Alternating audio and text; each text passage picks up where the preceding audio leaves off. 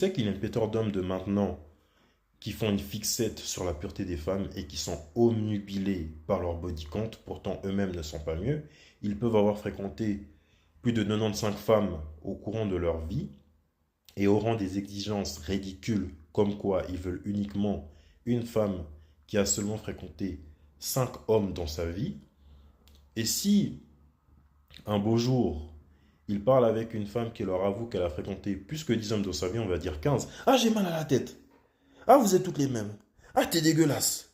Ah, tu me déçois. Ah, je le savais. Si je dois dire la différence entre le body count élevé d'une femme et le body count élevé d'un homme, on va commencer par les femmes.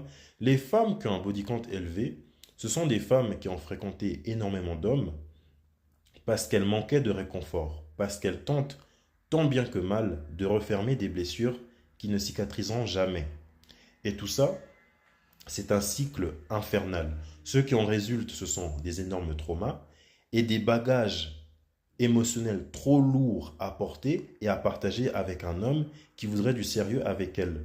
Le souci avec ces femmes, c'est qu'elles ne sont pas méchantes, cependant, elles ne sauront plus aimer proprement de nouveau un homme tellement elles ont été blessées. Les hommes qui ont un body count élevé, il faut savoir que déjà, les hommes ne fonctionnent pas comme les femmes. Vous verrez rarement un homme fréquenter plusieurs femmes parce qu'il manquait de réconfort ou d'amour. Bien sûr qu'il y a des hommes qui tombent amoureux, mais la plupart fréquentent des femmes pas nécessairement par amour. Les hommes, ils suivent leurs instincts bestiaux. Les hommes sont des animaux. Ils peuvent fourrer un tronc d'arbre, ils peuvent fourrer une citrouille, ils peuvent fourrer un pot d'échappement, ils peuvent se frotter contre un drap. Là, j'ai mon labello. Vous voyez l'orifice de mon labello? Si il y a des hommes, si certains hommes sont affamés, ils n'hésiteraient même pas à mettre leur machin dans l'orifice de mon labello. Et c'est la même avec les hommes qui ont fréquenté plus de 300 femmes. Un jour, ils reviendront à la raison et se diront: ah, je dois me poser, ah, je dois me mettre avec quelqu'un.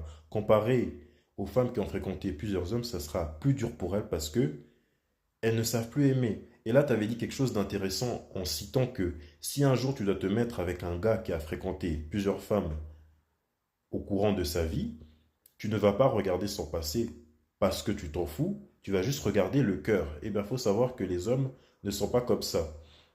Ils regardent les qualités d'une femme par rapport à leur propre réputation. Donc, tu peux savoir cuisiner, tu peux être intelligent, tu peux aller à l'école, tu peux avoir les meilleurs diplômes. Malheureusement, ils vont toujours regarder ton passé. Et vous savez, les fameux, toi tu fréquentes cette fille, elle s'est fait tourner par tout le quartier, toi tu es avec cette fille, ah ah ah ah, depuis ses 15 ans, c'est une mauvaise fille. Ils vont toujours regarder les qualités d'une femme par rapport à leur réputation à eux. C'est pour ça que vous voyez des bouffons applaudir des acteurs porno qui sont avec une femme lambda et huer des hommes lambda qui sont avec une actrice porno.